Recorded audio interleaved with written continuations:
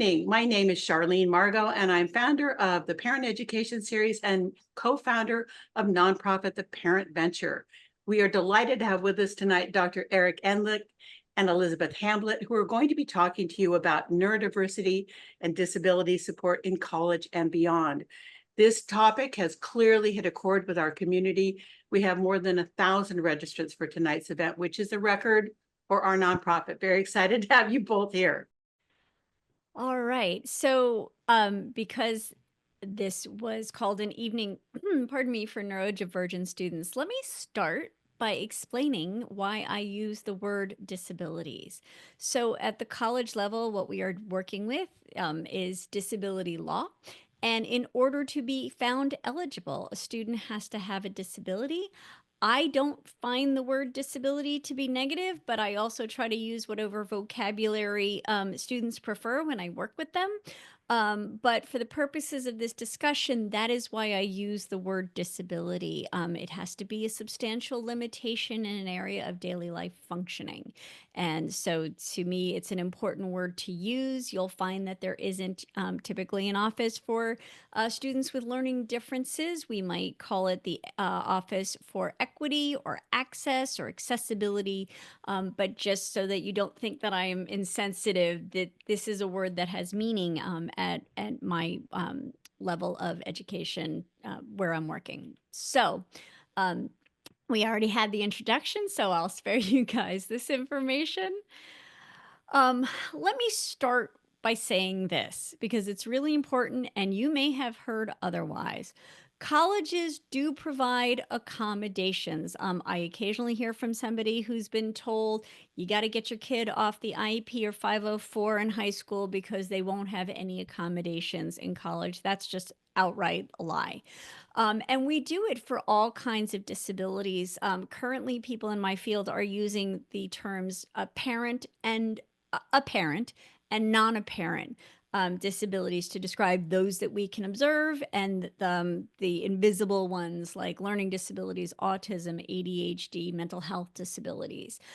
And we do this across all of our programs. So it's not just across the academic parts of our programs. There are accommodations in housing for students who are found eligible. There are accommodations in our recreational facilities. Anything we provide, we have to provide accommodations for.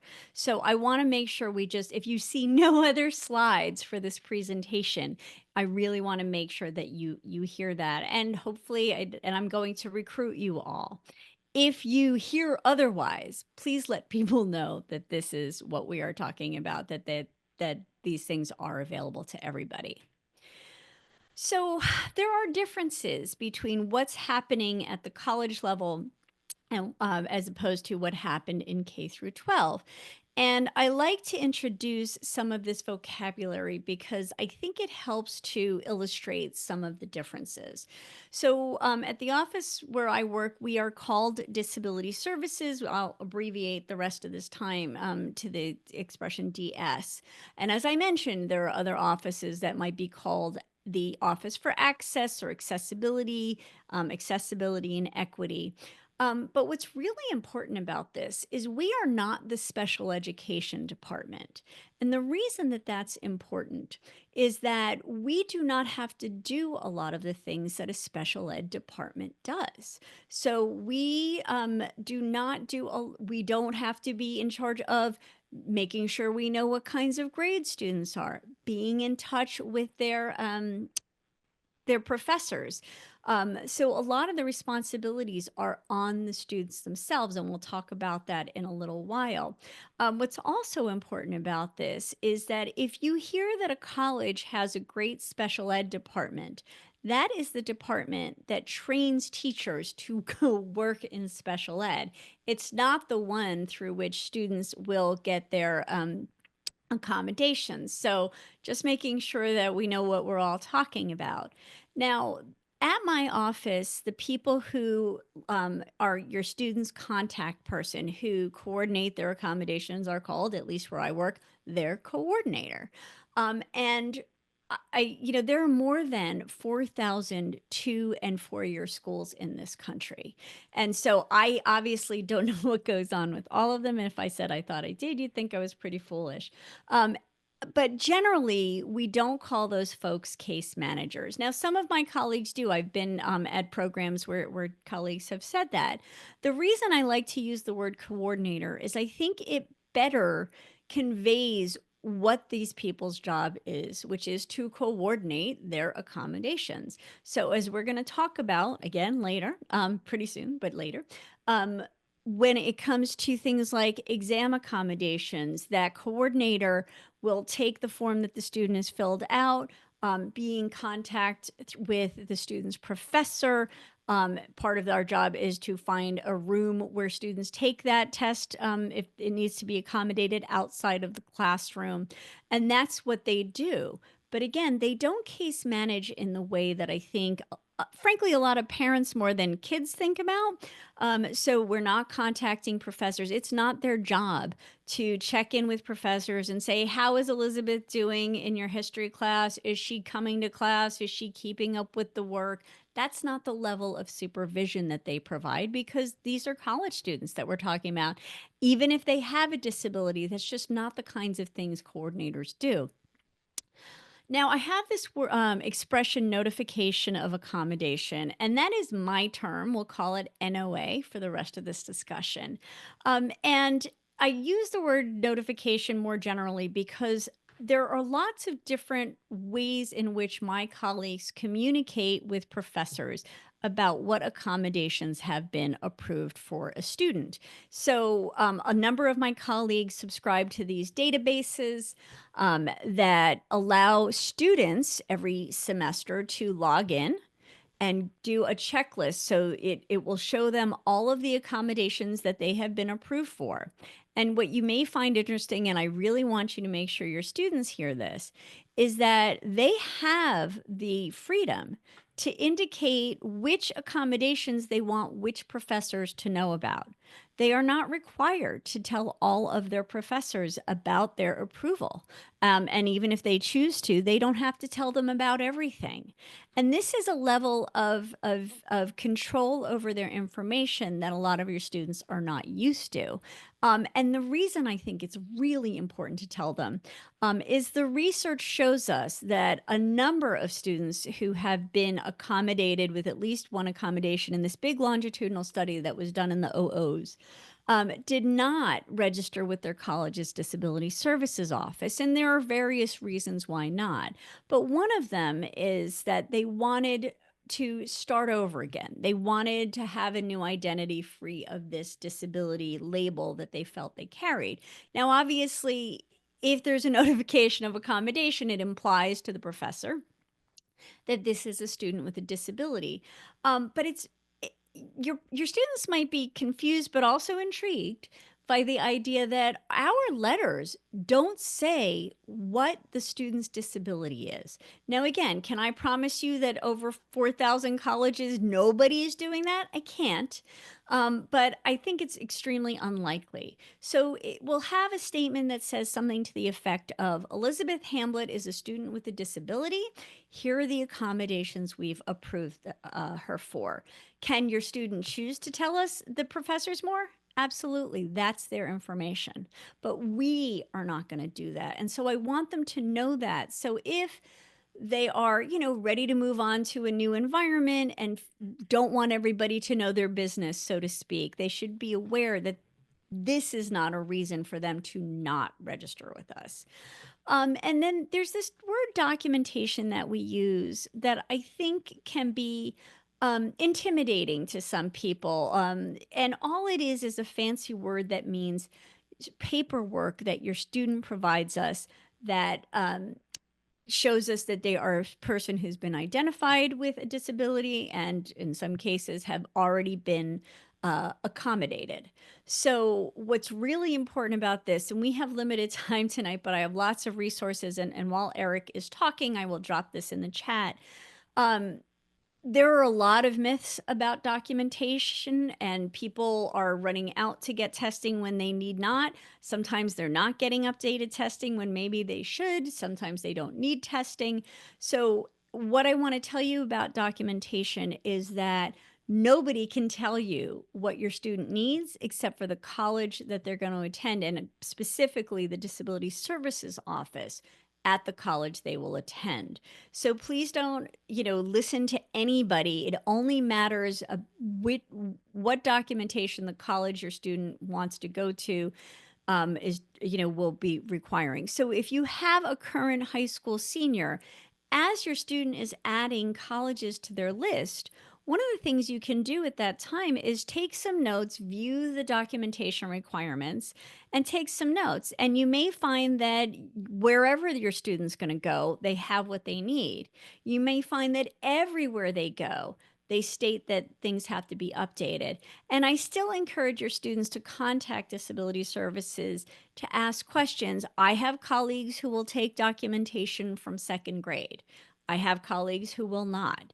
But sometimes those nuances won't be obvious from looking at the documentation requirements. And so a phone conversation or an email exchange can be really useful for that. So I also want to talk about, let me just make sure this is in the right order. Yep, there we go. Modifications. This is more about vocabulary, and I apologize for stopping. It's it's a late hour for me on here on the East Coast, so I'm doing my best to stay with it. And I probably need to slow down a little bit for our interpreter, to whom I apologize. I will take this a little more slowly. So, talking about vocabulary, what's interesting is within the laws that we're about to talk about, there are the words modification and accommodation are used interchangeably. But what's interesting is at the college level, we view them differently. And sometimes when you get on a college's website, you will see a statement to the effect of, we provide accommodations, but not modifications. So this explanation comes from the leading transition experts in my field. So an accommodation is any support or service that allows students to fully access the curriculum or the subject matter, but doesn't change the content that they're taught or the expectation that they will meet for performance standards. So that means things like extended time. That means things like being able to record lectures if they have difficulty with note taking. But a modification does change significantly what is expected of these students. And so I like to make sure I bring this up because I think sometimes high school plans are focused on helping students achieve success. And that can be successes, defined differently by different people. So often it means higher grades or the ability to stay in a class that might be a stretch for a student otherwise. So at college, students are generally going to write papers of the same length as their classmates, read the same books, and all of the same books. They will have to take different kinds of exams. Sometimes it will be a multiple choice exam. Sometimes it will be an essay exam. And those are things to be aware of. In that national study, I think it was something like 3% of students had modifications to their assignments at college. So if you have a student who's currently, again, we're doing this in September, who's a senior who is getting these kinds of, what the high school is calling accommodations, you have several months to start to get them accustomed to taking the same kinds of tests and completing the same kinds of assignments and the same number of assignments as their classmates, if you would like to give them the best possible preparation for college. Can they do without that? Absolutely. But if they want to sort of prepare themselves for the level of rigor they're going to experience in college, it would be a good idea to do that. So I want to clarify too, because I find that this is a source of a lot of confusion. what laws we're talking about. Every once in a while, somebody says, well, Elizabeth, are you talking about state laws or federal laws? And that is a really good question. Now, interestingly, some states, and this is neither legal nor medical advice, please seek a qualified professional for that.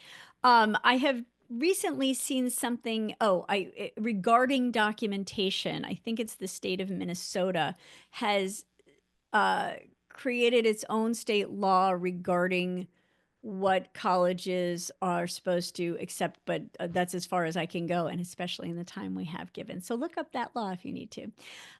So the Americans with Disabilities Act, the ADA, covers everybody from birth to death. So wherever you are in your schooling or afterward, ADA covers you.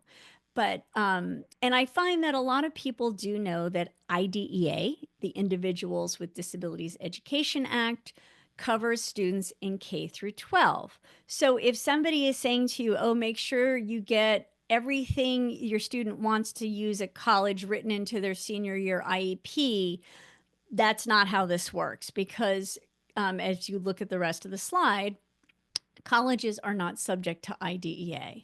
And so the easiest way to explain that is that when your student graduates from high school, or if they don't graduate, but they stay in the system until they age out, once they have exited high school, whichever way they leave, they no longer have an IEP because IDEA no longer applies to them. So that plan essentially expires.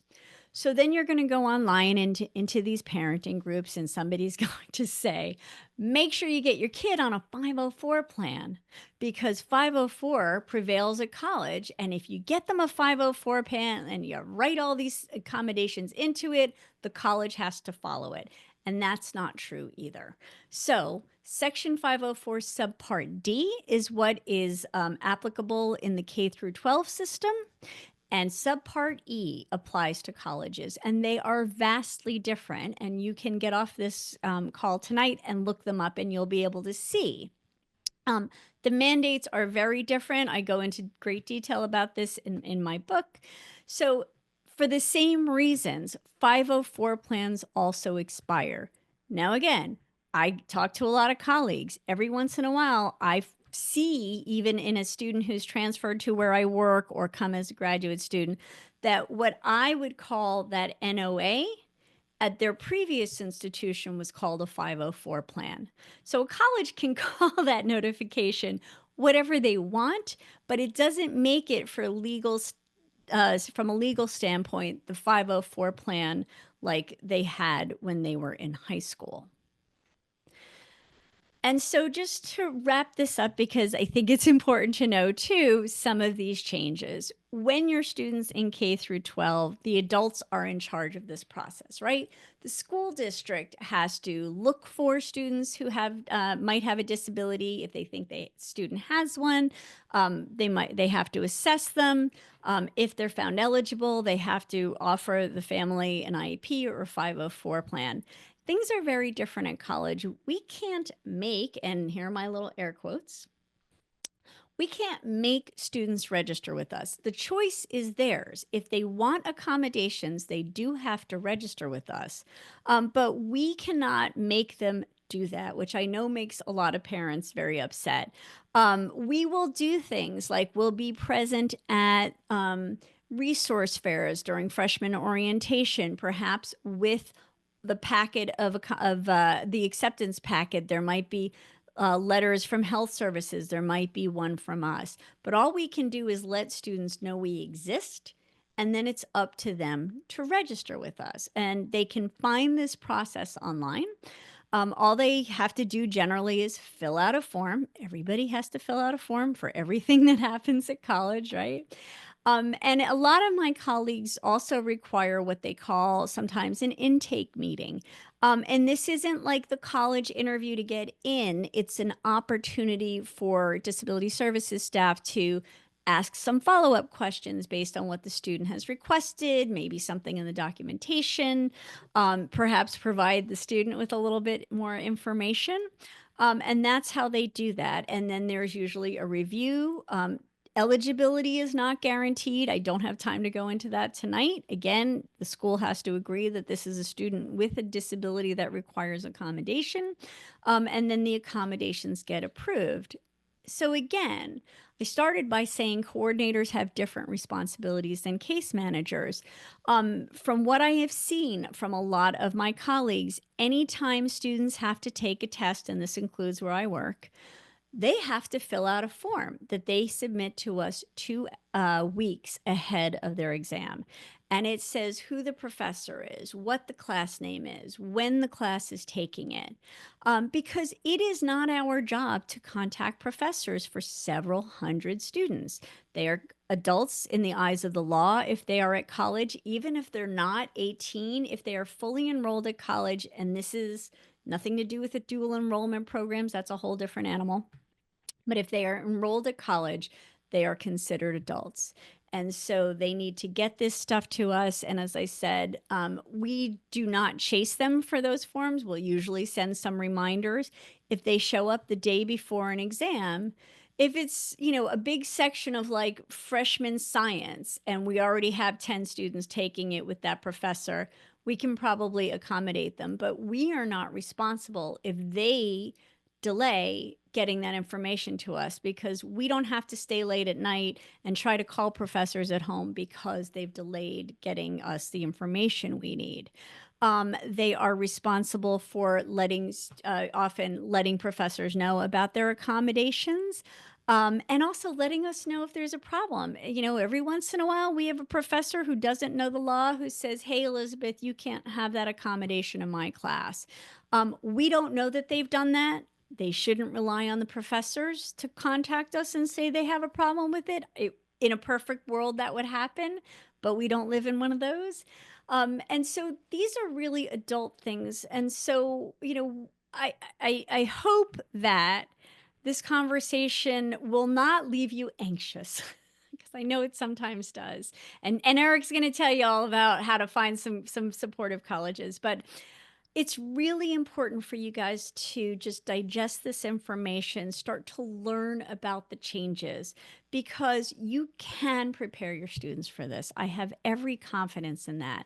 The more independence you build in them, and we're doing this in September, and there's so much time for that, the more confident they're going to be going to college, because they will have had practice doing things on their own, preparing on their own. And that's what I want for them, is for them to feel really confident going into college. And then you will also feel more confident. So there are lots of free resources that I've got. If you go to my website and you go to the top free resources, pardon me, you're going to see a drop down to my blog where there are, I think, 60 blog posts. And also the tools that I use with my own college students at my job, and those are available for free there that your students can access. I have a YouTube channel with discussions with lots of smart people, including Eric. Lots of different topics and conversations. I've got a Facebook group you can join, and I post every day on social media what I hope are helpful resources. And if you want to know more, my book just came out in paperback. So you can have a hard copy for your library if that's your thing, or a paperback. It's also on Kindle. There's no audiobook right now. I'm trying to work on that, but it doesn't seem like it's going to happen soon. I do 2 webinars on demand. I have what I call a Reader's Digest version of that book. That's 6-page guide, which I think is probably a much better product for your teenagers who probably don't want to read my entire book, and that's okay. And I can present to your district or your school. And Well, with thank you that, so much, Elizabeth, for all that amazing information. And now, everybody, we're going to hand you over to Dr. Eric Endlich. Take it away, Eric. Thank you. Thanks for that great information, Elizabeth. I highly recommend Elizabeth's book. I've read it myself. I recommend it to folks regularly. Being a helping professional and just an eager sort, I started answering the questions. So, but you can still find them there, Elizabeth. So I did answer some of the questions. I'm happy to revisit them in this conversation. My favorite part of these presentations is the back and forth with the audience. So I will try to speed through my slides so we can get to that. So Elizabeth gave a great background on sort of disability in college admission and college accommodations in college. I'm going to be focusing more on kind of the college admissions side. So I am a psychologist and founder of Top College Consultants. We work primarily with high school students through the whole process of figuring out extracurricular activities, summer activities, decisions about gap year, building a college list, getting the Common App done, writing the essays, preparing for college admissions interviews, and much more. Also, of course, maximizing scholarship and financial aid. So those are some of the things we help with. We work with students all over the country. This is photos of my team. I'm not going to describe each of us individually, but we are scattered around the country. We have a variety of backgrounds. Several come from the high school background, some from college backgrounds, some with a mental health background like myself. I co-manage a Facebook group, which is now over 22,000 members. It's called Parents of College-Bound Students with Learning Disabilities, ADHD, and ASD. I can put the link in the chat later if someone reminds me. And it is a great place for parents to learn from each other about their experiences with different colleges and different issues.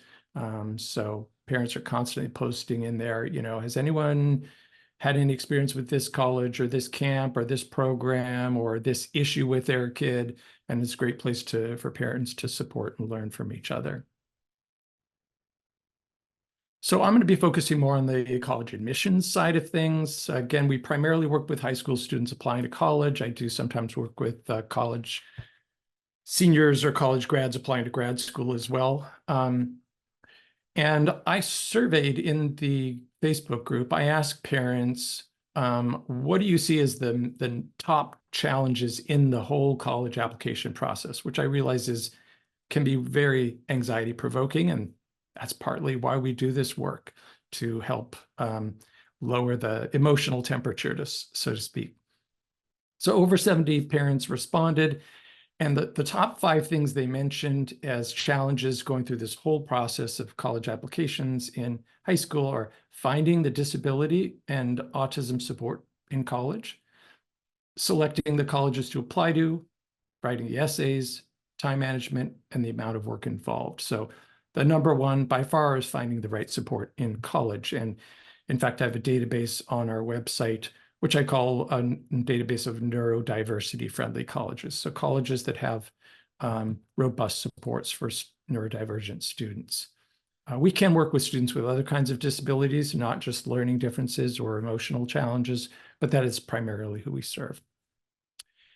So I also ask parents, what are the most important factors in building the list, in selecting colleges from that 4,000 plus list of numbers of colleges that Elizabeth alluded to.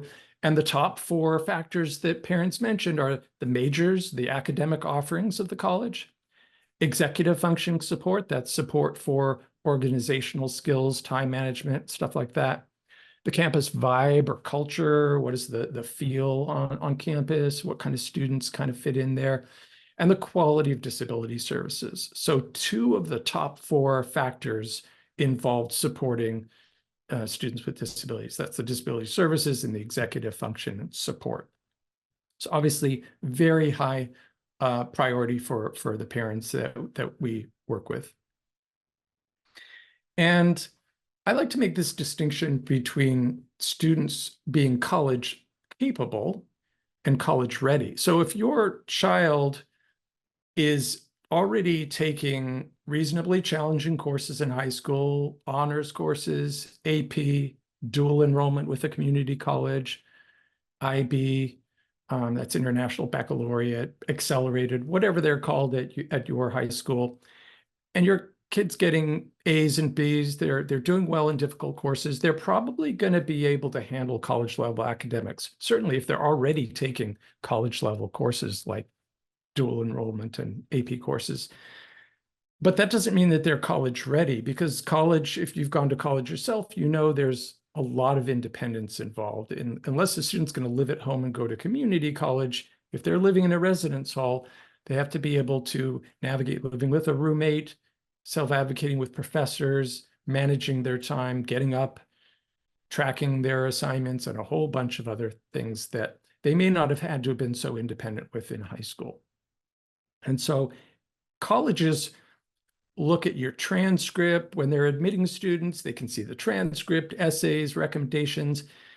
They can make a reasonably educated guess whether a student is ready to handle the rigor of the academics at that particular college. But they don't really have a window into your college readiness. So if a college admits you and says, yep, we think you can handle the courses at this college, they have no way of knowing if you can get yourself up on time, if you can live with a roommate, or all the other things involved in being college ready. And that's something that we, along with parents and other professionals, are trying to assess. So if you've gone to college yourself, you know that college and high school are very different. I'm just going to highlight some key differences. I'm not going to touch on the laws that Elizabeth already covered so well. I think one of the most important differences between high school and college is that college is much less structured in a lot of ways than high school. So in high school, kids' days tend to be very structured from the time they get up, sometimes till the time they go to bed. They have a long day in school. They're kind of rushing off to school, getting ready for school, spending hours and hours in class, coming home, maybe doing homework, SAT practice, band practice, sports practice, and before you know it, it's time to go to bed and do it all over again the next day. Whereas in college, relatively fewer courses, fewer hours over the course of a week in class, and a lot more hours outside of class where students need to kind of figure out how they're going to get the work done, because the amount of assignments, the pages of reading, the pages of papers that they have to write could be much more than what they're used to in high school, and the time frame may be much longer, and they may not be getting prompts from their instructors in college of, hey, remember there's a test on Monday, remember that paper's due next week. They may or may not be getting those reminders. They get a syllabus at the beginning of the term, and it is expected that the student pay attention to that syllabus and read what they're expected to for each week without getting frequent reminders from the instructor. So a lot less structure, a lot less burden on the student to structure themselves. And if a student is on a special ed plan in high school, a 504 or an IEP, often those services are sort of delivered. They're kind of just fed to the student. The student shows up at school, okay, it's time to go to your speech appointment, or the therapist is coming to the classroom, or the aide is coming to the classroom. This stuff is kind of delivered without students having to be terribly active. Whereas in college, there's a tremendous number of resources available to students at pretty much every college. Lots of great resources in college available, but it is up to the student. And I think Elizabeth spoke to that and certainly speaks in great length in her book, that students need to arrange the supports. If you need tutoring, if you need mental health counseling, if you need to talk to your academic advisor, your RA, your professor, your TA, all those resources are there, but nobody is dragging you to them. You as the student have to go seek out those resources. And that's a very important difference. And because of that, these are what I think of as sort of the three main buckets or areas of skills that students need in order to be college ready. We talked about them being college capable. To be college ready, they need to have self-awareness. So what are the things that you are good at that you don't need a whole lot of support or help with? And what are the things that you could use support or help with? And it's not that you have to have everything mastered, you have to have all the skills, but you have to know where you need help building skills. So if you know you're not really good with time management, or you're not really good in certain subjects or whatever it might be, then you seek out those resources. You talk to the professor, the counselors, the advisors in college to get the support to be successful. So that's the self-awareness plus the self-advocacy.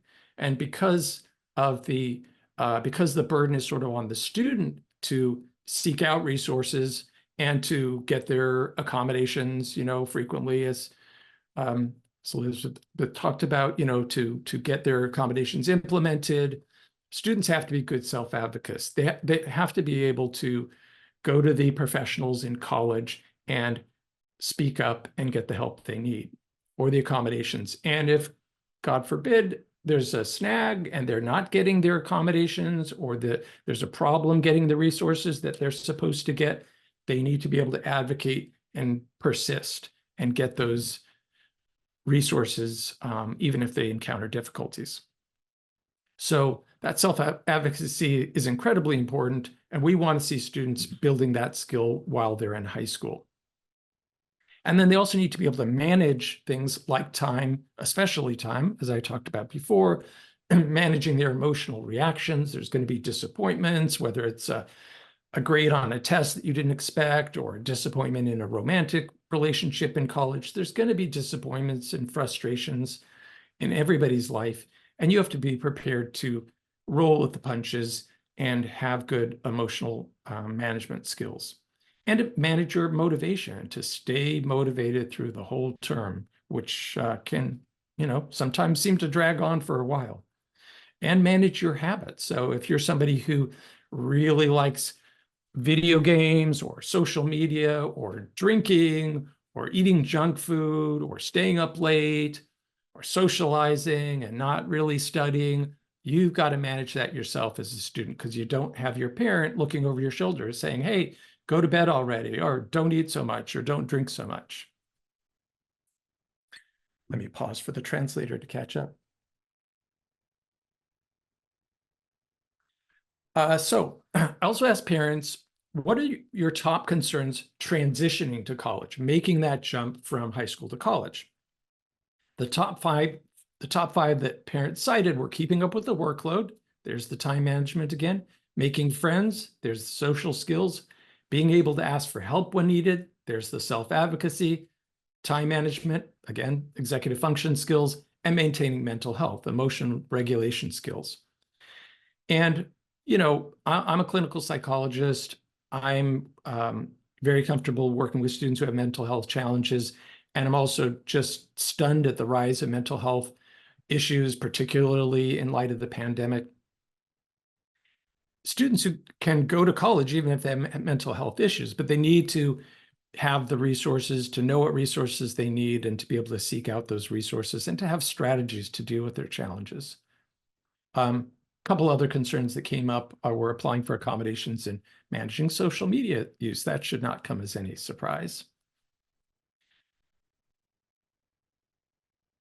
So you may be thinking like, well, that's a lot. My kid doesn't have all these skills. It's okay. You don't have to have all this mastered, even by the time you start college. But if you still got a couple of years before you're starting college, this is the time to build all these skills. You can use the resources available at your school. There might be courses like personal finance that can help you with money management skills. There are summer college readiness programs that you can look into. We are frequently giving recommendations for summer programs, for gap year programs. You can access tutoring. You can hire a private academic coach. That's, executive function coaching to build those skills. The academic coaching or executive function coaching is really helpful, not just to make sure the student gets their assignments done, but to help the student develop tools that they can learn for a lifetime. This is something that adults use even long after finishing college. Many adults with ADHD or executive function challenges are working with executive function coaches. So these are lifetime challenges for neurodivergent folks, and learning some tools early on hopefully will give you skills that you can use for a lifetime. So another thing you can do during high school to build these skills as a parent is to create a scaffold or a plan to offload or gradually shift the things that you are doing to your child.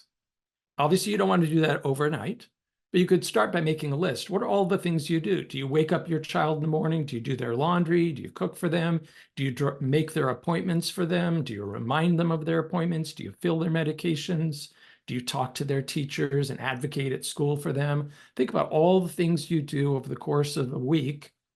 These are often things that you're so used to doing that they're kind of invisible. I'm a special needs parent myself, so I know how easy it is to kind of be at the forefront, to be in the driver's seat, to have your kids sort of be in the back, and to be the one advocating for your child. But that is going to have to shift in college. So make a list of the things you're doing now, meet with your child, and come up with a plan to gradually shift those things. Think about, at first overseeing a task like laundry or cooking or making a doctor's appointment. I'm going to show you how it's done. I'm going to show you the website where you set up the appointment. I'm going to kind of, give you a list of the steps involved. I'm going to sit back and watch you do it. And you can ask me if you have any questions, and give your child feedback, of course, hopefully constructive feedback. And even if a child can do this, okay, I know how to do laundry, it's not a big deal, but do they remember to do laundry? Do they remember to refill their medication every month? If not, they need to set up reminders for themselves on their phone or in their calendar, or whatever system works for them, so that you can step out of the picture and they can keep refilling their medication or doing their laundry in college, and they don't, run into some sort of crisis because they didn't remember to do it. Even if the crisis is a roommate complaining that their clothes smell. So we talked about working on the skills in high school. You can also take time between high school and college, called a gap year, or in some cases a PG or post-grad year. And a gap year, what does a gap year mean? It could mean anything, right? I mean, it could, in theory, could be your child sitting at home watching TV or playing video games. That's not what I would recommend, obviously. Could be a child getting a job and earning money to pay for college. Could be starting their own business. I see plenty of high school students who've started businesses. It's completely doable. It could be an independent project, volunteering, community service, or it could be a structured college readiness program designed to build those skills like self-advocacy and executive functioning skills so that they can be successful in college. So there are gap year college readiness programs for neurodivergent students. We have, see lots of students go to these programs. There's also PG or post-grad year programs. There's some overlap, but the PG year programs tend to be in private high schools rather than in another kind of setting. Some of the college readiness programs are actually located at colleges. We can talk about this in more detail if you want, but this buys you more time to build those skills before you start college. Also, it gives you another year of development. The part of your brain that manages your organization, your time management, your impulse control, those executive functions will be a year older if you take a gap year, and your brain will be a year more mature. So even if nothing happened during that gap year, you probably have somewhat better executive function skills just by brain maturation. So we talked about working on skills in high school. We talked about working on them between high school and college. Well, what if you're going to college? What if you just started college or you don't want to take a gap year? You can still build these skills in college. No one's saying you have to have everything mastered by the first day of college. Obviously, students vary quite a bit in this regard. And so take advantage of the resources available in college, like the support services. Some colleges have a wellness community with kind of a mental health focus or a wellness focus. Maybe it's a substance-free room floor on a residence hall. Certainly, there's going to be mental health counseling, academic advising, career advising, free peer tutoring. These are things that, except for the wellness community, these are things that you'll typically find in colleges, even if there's no special program. So lots of resources in college to help you succeed. And there's different levels of support in college. Now, Elizabeth mostly focused on the sort of standard level that you would find in any college, which is disability accommodations. And this is not something that parents always realize, that for all intents and purposes, no matter what college you go to, you're going to have the access to disability accommodations if you have the appropriate documentation. But I think of that as sort of the basic level. So if you are going on a college tour and you're asking them, hey, what can you do for my kid who has ADHD or dyslexia? Any college admissions officer is going to say, hey, we have this great disability services office, and you just have to bring your information and they'll grant your accommodations, and the staff are wonderful and they'll make it sound great. And you'll think, wow, this seems like a really good college. You got to realize that is the basic level that you can find at every college. Some colleges go above and beyond that. I think of these as like a la carte services. Academic coaching, executive function coaching would be an example of an additional service. It might be free, it might be an additional cost, and that's not available at all colleges, but a fair number of colleges offer that sort of one-off or single service above and beyond disability accommodations. And then there's a smaller subset of colleges, which again, I've listed on the database on our website. That's topcollegeconsultants.com. And that is robust comprehensive learning support or autism support programs. What do I mean by comprehensive or robust? I mean, it has multiple components. Sure, it has academic coaching. Sure, they're going to probably help you access your disability accommodations and maybe coach you on how to do that. But there may be multiple other components such as social skills groups, social events, priority registration, a variety of there might be a club or a peer group. There might be peer mentors. Peer mentors are a phenomenal component of these programs and it's usually an upperclassman, so a student who's a couple of years older, could be a student who's already gone through this program, might be another neurodivergent student, might be a neurotypical student. And that student can then sort of coach your child, maybe accompany them to a club and help them kind of break into the social scene. So having those peer mentors, I think, is super helpful above and beyond working with professionals. But what if you want to go to a college that doesn't have a comprehensive support program? Well, there are several ways to obtain support. That is not the only way. We talked about the support programs. I should note, they often involved a significant additional cost. Some of them are at no additional cost. That's a small number. Some of them, there are some colleges that offer these programs at no additional cost. But in many cases, it is thousands and thousands of dollars above and beyond the already fairly high cost of college. If you get a program that is located at the college, it's probably going to be fairly coordinated and sort of relatively seamlessly integrated into the college, where if the student is saying, hey, I'm having trouble figuring out how to register for classes. Well, the staff who work at the program work at the college, so they know how things work. So they can direct students to different kinds of resources. Again, there may be a social component, especially the autism programs. And although some are a first-year program, in most cases, there's an opportunity to get the support throughout college. In addition to the colleges with these sort of carve-out supportive programs, there are 2 colleges in the country that are exclusively for students with learning differences. You might think, well, 2 doesn't sound like very many, but there are lots of countries that don't have any. So the 2 colleges are Landmark College in Putney, Vermont, and Beacon College in Leesburg, Florida. They're both small colleges. They're both in sort of small town or rural settings.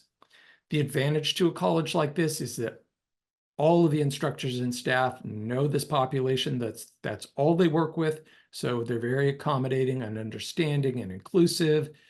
They have summer programs. Landmark has sort of a gap year or PG program as well. They have some bridge type programs. Beacon has some programs that you can actually access while you're still in high school.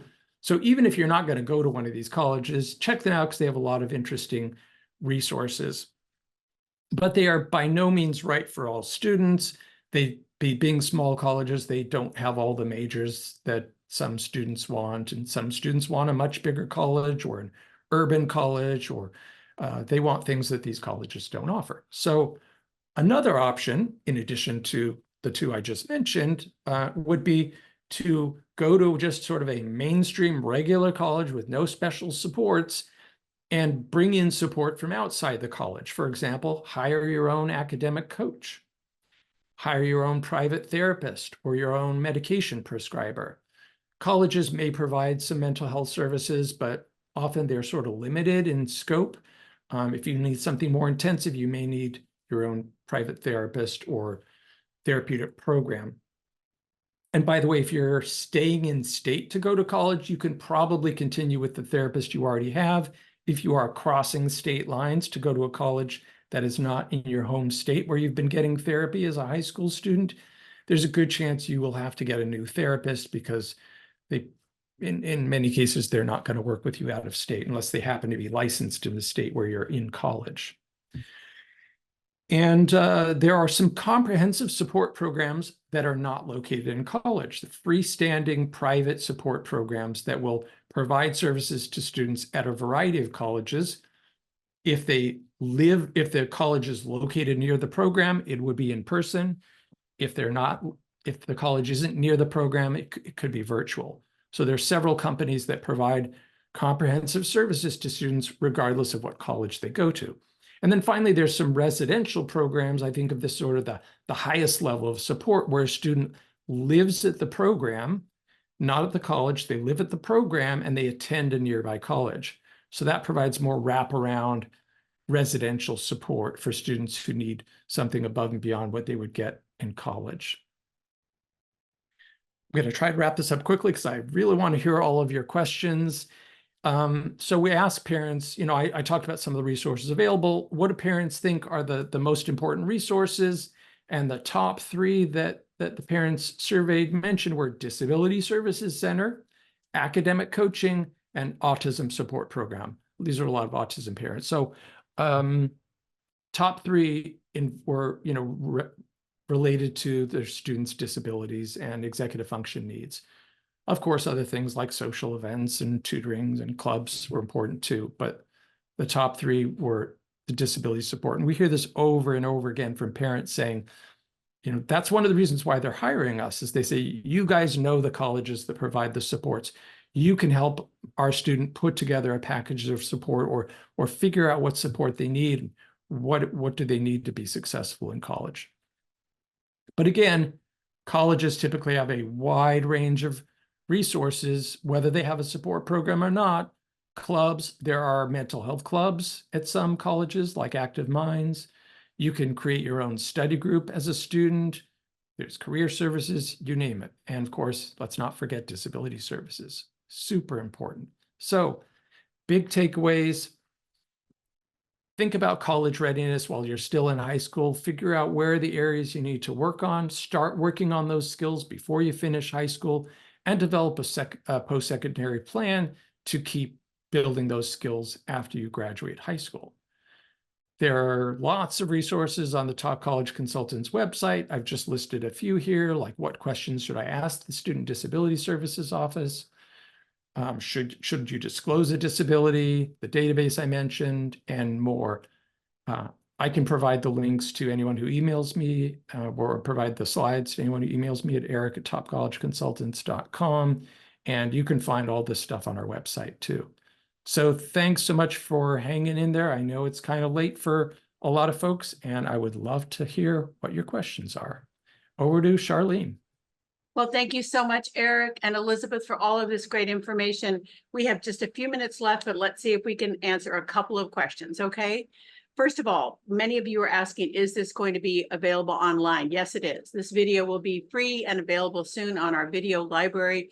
Bev has dropped the link in the chat. We will also email it to you when this video posts. All of you who registered will get it.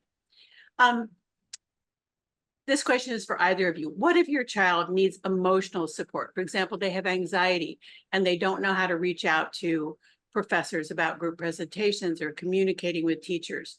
What do they do in that case? So, I mean, these are the kinds of things that their coordinator may be able to help them, compose an email or, put together some things to say. But this is why the preparation during high school is so important. So they really do need to have some practice, and you can help them. There's like, Eric talked about scaffolding, and it's so important, but the more you start them in early high school, you write the emails, or you see what the case manager writes, and then by the middle of high school they are writing their own, and you're checking it over or you're helping them. But we're not generally going to communicate in place of the student. And somebody had put a question in about the role of advocates at college, and we really don't have those like in K-12. There's just not a role for those folks. And again, this is not legal or medical advice. Is there a situation where that could be? I suppose so, but it's just, that is why building these skills early is so important. All right. And both of you, we really want to thank you for all of the information you've given us tonight. So I'm going to end, because we want to respect your time and the people who are with us, with what piece of information you most want parents to leave with tonight. So Eric, I'm going to start with you. What is sort of the thing you want parents to leave with tonight? Sure. And sorry about not having more time for Q&A. Just kind of got carried away there, and It's was okay. watching the clock You've given carefully us enough. lots of info. Yeah, so there are post-secondary opportunities for all students. Not all students have to go to college. I mean, I've been talking about college, but not everyone needs to or should go to college. Lots of other pathways out there. And one thing I didn't mention is students who want a college experience but are not college capable, students with intellectual disabilities who would not be able to access the rigor of the college curriculum. There are inclusive post-secondary college-based certificate programs. I know that's a mouthful, but there are programs out there at colleges that are not involved, and they're not for degree-seeking students. So there's something out there for everyone. That is really good to know, Eric. That's a very positive note to end on. Elizabeth, over to you. What do you want parents to know for sure? Well, first of all, I want to quote Eric from my book. He said something to the effect of, going to college is not binary. It's not you go right after high school or you don't. And I think that's really important. There's lots of opportunities. I think, more families are realizing the need for students to take some time off, develop some skills before they start. So there's that. What I would like to leave you folks with is a sense of optimism and empowerment. So again, I understand that sometimes, the things that I have to present to you can raise your anxiety. And so I want you to take, deep breath and step back and think about what's the environment you're planning for and what are the steps to get your student there. So in the case of some seniors, this next year might not be enough to get them up to speed. But again, it's not binary. It's not that they go right after graduation in the spring or they never go. So the only thing that matters is what your student A is interested in, right? Does what they want to do require a college degree? And it's hard to make up that decision, when you're 18, who knows what you want to do. Some students really do have a goal, and that's really helpful. But if they're ambivalent about it and it doesn't seem like the thing they want to do, there isn't a reason for them to do that. But if they want to, you now know what the environment looks like. So use that to guide the planning. Nobody would set, goals without knowing, a plan without knowing what the final goal is. Thank you, Elizabeth. That is a very uplifting way to end us. And I know both Dr. Endlich and Elizabeth Hamblet have very robust websites, and they want to hear from you too, right, folks? So feel free to reach out to them. Check out those websites. Bev just put them in the resource link again. Thank you, everybody, for your attention tonight and all the wonderful questions. Wish we had more time. We'll have to do another session with you both. This was so much information. So huge thanks to Elizabeth Hamblet and Eric Endlich tonight for a really, really amazing session. Take care, everybody. We hope to see you again soon. Good night, and please take 30 seconds to fill in the survey. Thank you, everybody. Thank you. Bye.